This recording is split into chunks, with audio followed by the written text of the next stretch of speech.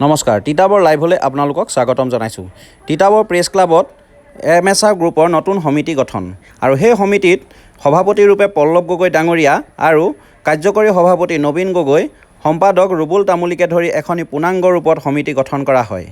আৰু সেই সমিতিত উপস্থিত থাকে প্ৰেছ ক্লাবৰ জ্যেষ্ঠ সাংবাদিক প্ৰসেনজিৎ ৰাজখোৱা, দুলাল কলিতা আৰু ভ্ৰাম্যমাণ জগতত সুনাম কঢ়িয়াই অনা ইউচুফ আলী আৰু প্ৰাক্তন শিক্ষয়িত্ৰী উপ-পৌৰপতি ডম্বৰু শইকীয়া, নাৰী সমৃদ্ধি সংঘৰ সভাপতি মৃদুলা গগৈ আৰু কুকিল গিবন নাট্যগোষ্ঠীৰ অভিনেত্ৰী নিতুমণি ফুকনকে ধৰি সেই অনুষ্ঠানত বহু গণ্যমান্য ব্যক্তি উপস্থিত থাকে। যে আপুনি সভাপতি হৈ এবাৰ নাট্যগোষ্ঠীটো কেনেধৰণে আগবঢ়াই নিব?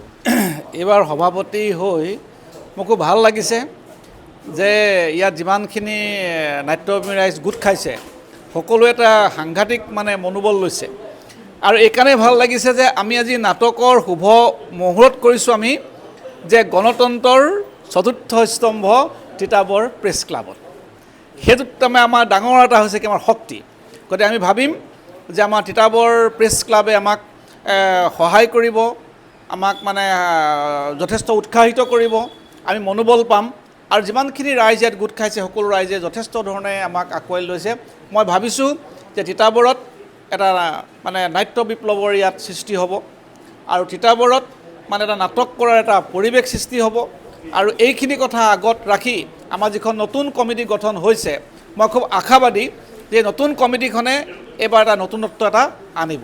MSR গ্ৰুপৰ আমি কিছুমান আজি ধাৰাবাহিক নাটক কৰি আছোঁ, আমি যে সমস্যা কিছুমান সন্মুখীন হৈ আছোঁ, এই সমস্যাবিলাকক আঁউসীত ডুব গৈ থকা আমাৰ পৃথিৱীখনৰ দৰে হৈছে।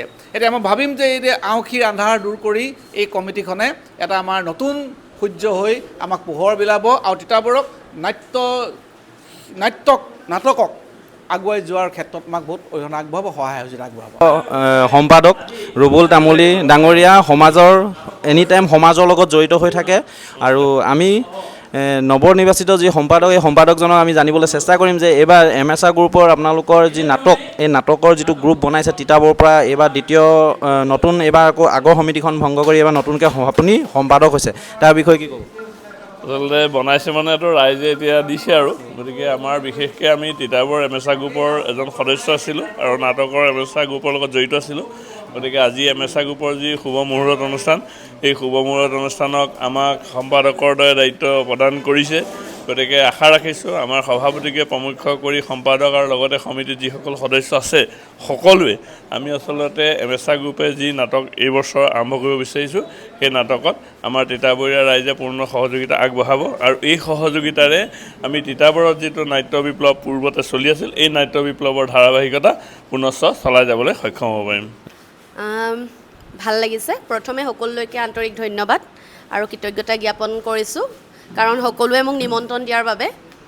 আচলতে নাটক বুলিলে মই ভালেই পাওঁ আৰু যোৱাটো সময়ত মই গিবন কুকিলভ নাট্যগোষ্ঠীৰ জৰিয়তে কেইবাঠাইতো আমাৰ জয়া উৎসৱৰ উপৰিও কেইবাঠাইত জয়মতী চৰিত্ৰ অভিনয় কৰি আহিছোঁ, তাত পুৰস্কাৰ পাবলৈ সক্ষম হৈছোঁ। আৰু এইবাৰ বহুদিনৰ পৰা ভাবি আছিলোঁ যে তিতাবৰত নাটক নহয় নেকি।